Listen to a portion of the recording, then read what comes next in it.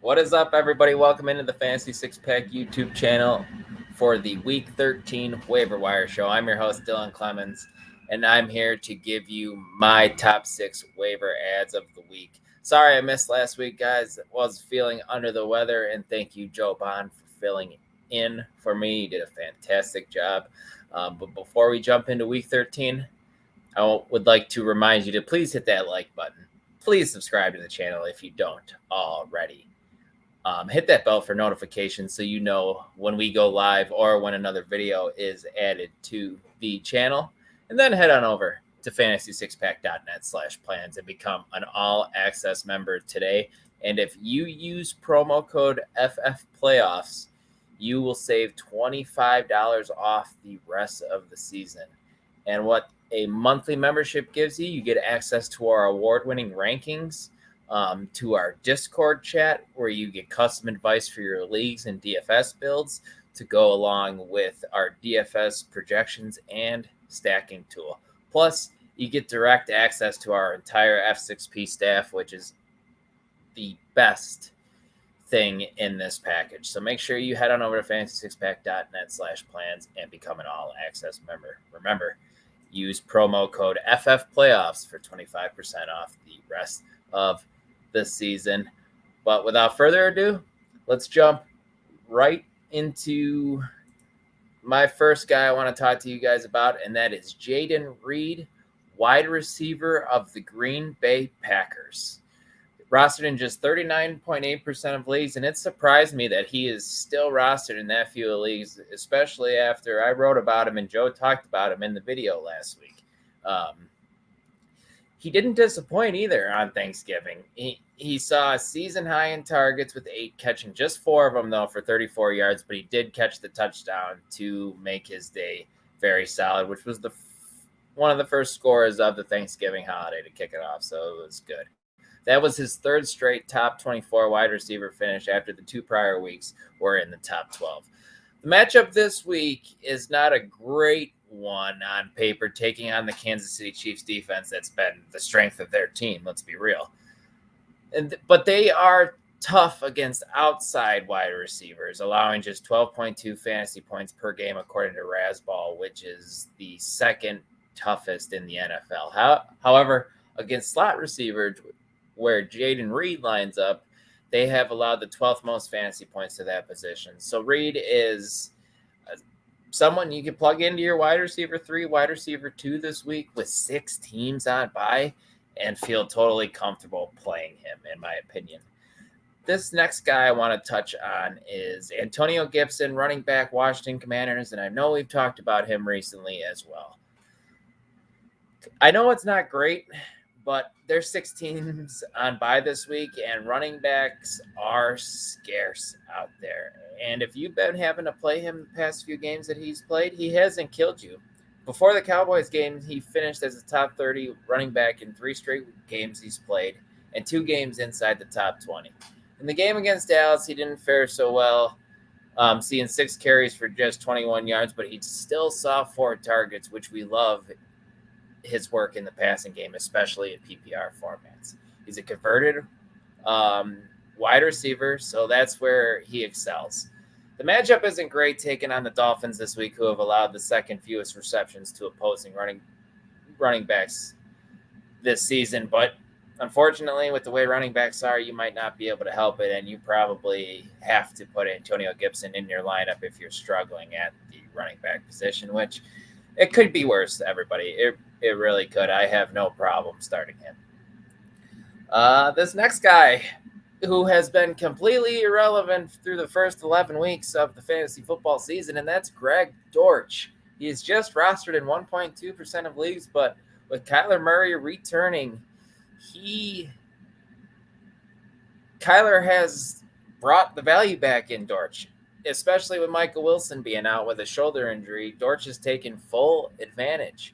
He's seen 17 targets over the past 2 games and has finished as wide receiver 23 and wide receiver 33 on the week. If Wilson is out once again, you can slide Dortch into your lineups as your wide receiver 3 flex territory and feel okay about it because of the volume he is seeing. They take on the Steelers this week, who have allowed the 11th most fantasy points to the wide receiver position. So why not plug him in? A guy, he's seen 8 and 9 targets over the past 2 games and also finding the end zone. It could definitely get worse, especially with 6 teams on a bye this week. No problem starting Dortch this week if you have to in a pinch. This next guy, Samaje Perine, one of my sleeper running backs during the draft season. That didn't work out. He was cut by nearly everybody, but now the past 2 weeks, when we need him most, he's finally starting to producing. Can we trust him back in the starting lineup? I don't know yet. We'll see. Maybe this week. But he has finished his RB 17 in back-to-back weeks in PPR formats, and he's done a little bit of everything. Unfortunately, he's not playing enough snaps for us to get excited. He's only played 18 and 20 snaps in each game, but he's been efficient with those snaps. In Week 11, he caught 7 balls for 60 yards to give him the bulk of his work and the scoring that week, which was nice to see, and he didn't do much on the ground. But then last week in Week 12, he found the end zone and got more involved on the ground. So like I said, it's awesome to see him doing both things. Houston has been solid against opposing running backs, but they have given up the 8th most receiving yards to running backs. So maybe Perine gets worked back into the passing game this week. And I know I keep saying it, and I keep beating the dead horse. 6 teams on a bye. You might not have any better options. And Samaje Perine at this point with 2 top 20 running back finishes might not be a bad option this week in your fantasy lineups. Next guy, Ezekiel Eliott. And I can already see everybody rolling their eyes watching this. Why do I want Zeke? I don't really want Zeke. But this is really just where we are in the fantasy season and where we are with the running back position. It really isn't great. If you need someone to give you 6 to 10 PPR fantasy points this week with all the buys, Zeke might be your guy. He's finished outside the top 36 running backs only twice in the past 7 games, but he also has failed to score over 12 fantasy points this season. So there really is no ceiling. The ceiling is if he can just happen to fall into the end zone twice. But with Stevenson getting as much workload as he has and this offense not being great, I don't think we're going to see that happen.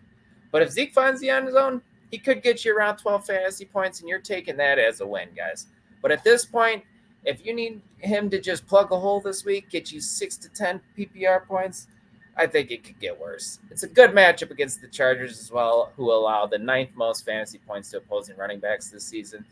So if you have to, plug Zeke in. You won't feel great about it. Don't watch the game. But by the end of the day, he should get you those 6 to 10 fantasy points.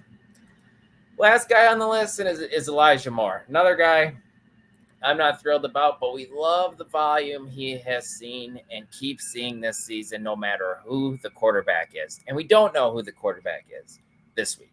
Could be Dorian Thompson-Robinson, who was knocked out with a concussion last week, who looked like he was starting to get some momentum going with that offense. But it could be P.J. Walker. But we've seen Elijah Moore get targets from both of these guys, so I don't think it's too terrible either way, whoever we get. Fortunately, these targets that he's getting just isn't great, as he's seen 7 targets in 8 of his last games, only catching 1 touchdown, guys. He saw 9 targets last week, just caught 3 of them for 44 yards. So he's seeing the volume. He's just not capitalizing on it. Not all his fault. A lot of it has to do with the quarterback play.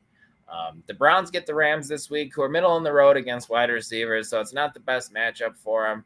But can you really argue with 7, 8, 9 targets at this point of the season, especially with Armageddon upon us? Like, there's not many options out there, and you could definitely do worse than Elijah Moore. But that's it, guys.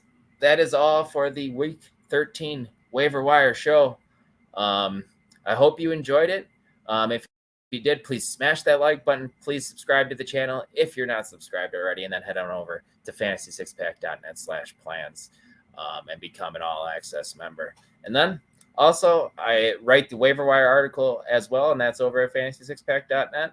And I have a list of players as well who intrigue me, but that's behind the paywall, so you have to become an all-access member to see that. I'll be back on the YouTube channel on Friday doing the Week 13 game preview show with Michael Plant and Ike Bonney. But until then, I'm Dylan Clemons. I will talk to you then. Thanks, everybody.